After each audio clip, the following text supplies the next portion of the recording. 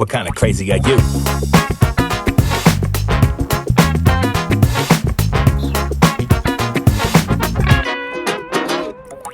Everybody's crazy, just a little crazy. Nobody is normal. What kind of crazy are you? Everybody's crazy, just a little crazy. Now you know you're crazy. Well, what you gonna do? So, zum Anfang heute möchte ich mit dir anstoßen.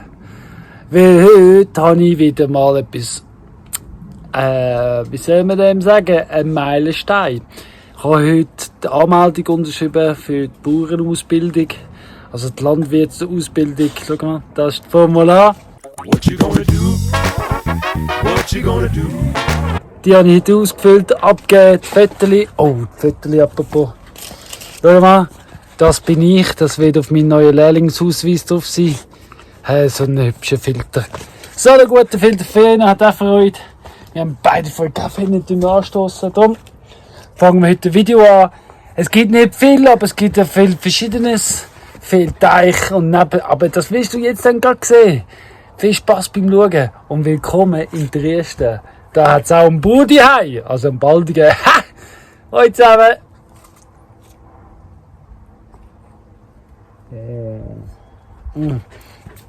Das Leben ist so gut. What you gonna do?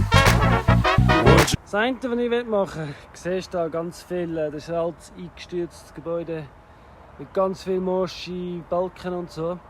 Die möchte ich dort zum Weg runterbringen und dann vom Weg nachher zum, ich zeige es in einem anderen Video, hinbringen, zum eine Terrassenwand bauen, sozusagen.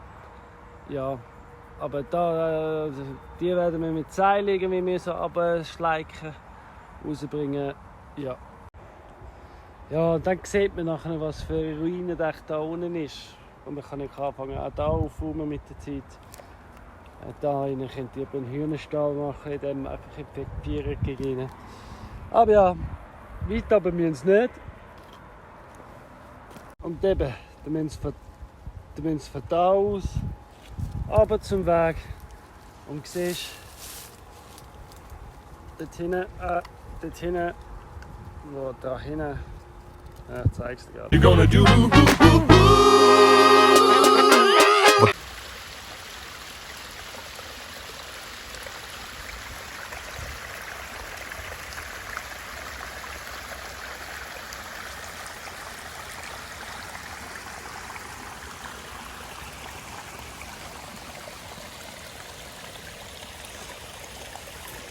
Das kennen wir ja alles schon. Und da haben wir jetzt neu eine Abzweigung drin. Da geht es gerade zum Teich. Wenn wir genau hinschauen, sehen wir auch, im Teich habe ich etwas weitergegeben. Da, die Abzweigung. Die geht dahinter. Und das Ziel ist, da hinten geht es bis jetzt gerade bis dort hin. Und ab da wird dann die Konturlinie noch und der Hügel herum auch ins Land rein. Weil eben, die Idee ist von diesen Bächern, dass das Land wieder Feuchtigkeit bekommt und das ganze Land nass wird. What kind of crazy are you?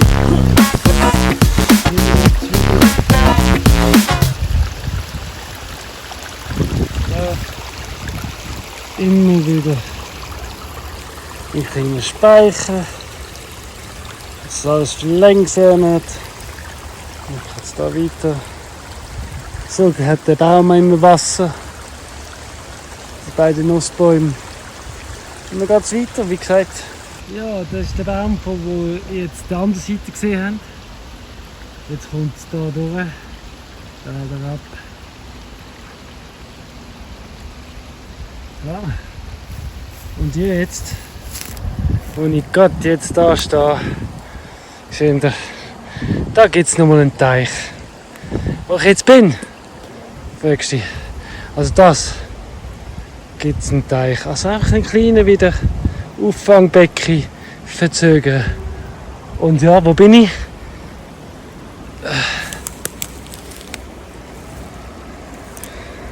Da bin ich.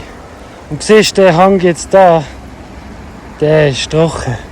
Also hoffe ich mit dem Teich, dass der Boden auch nicht trocken bleibt. Und dann geht von dem Teich geht es dann weiter, da am Kontur entlang, um den Hügel herum. Ein weiterer Vorteil, den es hat, wenn ich überall auf dem Land das Wasser verteile, ist, kein einziger Teich wird irgendwann so überlastet.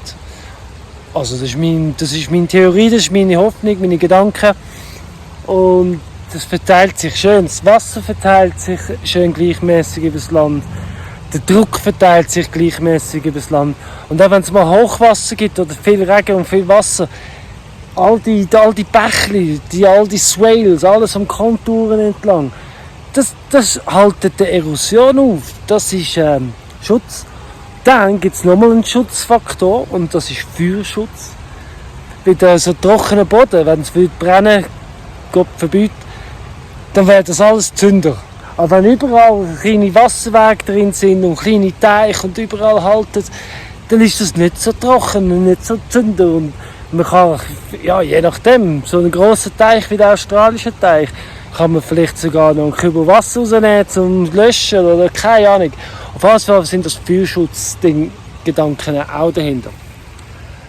Ich tue jetzt in den Link und jetzt auch gerade hier oben 2 Videos. Also jetzt im ersten Video Permakultur und Teiche, also Permaculture and Ponds. Und jetzt noch vom gleichen Hersteller noch ein Video über Teiche und wie für uns wichtig sind. Beide auf Englisch. Kannst du draufklicken oder den Link in der Description da unten. Ja, dann kannst du da lernen, was ich gelernt habe und von meiner Theorie. Wenn du willst wissen, wo ich meine Theorie her habe, darum tue ich es jetzt da unten teilen und oben. Gut. So.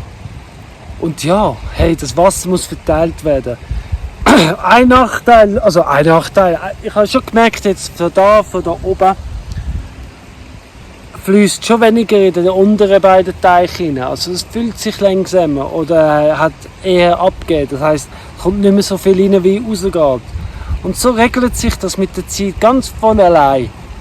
Natur, ich tue nur die Natur unterstützen, um sich selber zu regenerieren. Ja, und das sind jetzt erst einmal die Wasserarbeiten, gell? Nachher gibt es Bäume rundherum und Steine und da. Das gibt eine riesen Oase. Also, was da vor ein paar Tagen so gestürmt hat und gewittert und geregnet hat, hat es sehr viel Wasser gegeben und der Teich hat nicht ganz alles gehabt. Jetzt bin ich das ein bisschen am Ausbessern und am Weitergraben. Wie ihr seht, habe ich schon einiges weitergraben rundherum. Aber ich kann euch eins sagen. Die Dreckskrankheit, der nimmt sich nicht mit. Ich bin zwar gesund, aber ich bin einfach noch nicht fit. Auch beim Arbeiten habe ich es gemerkt. Jetzt beim Arbeiten merke ich es. Ich freue mich richtig darauf, bis ich wieder gesund bin.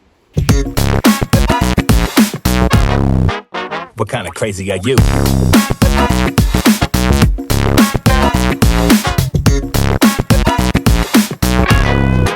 What kind of crazy are you?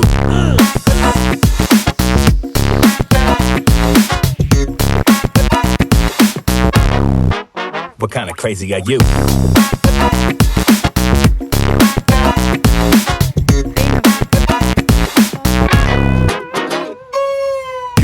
Get all wonky, acting like a monkey. Just gotta keep it funky. You might come up with something new. If you're feeling idle, maybe you and I could ride a unicycle while playing a kazoo. Hit it!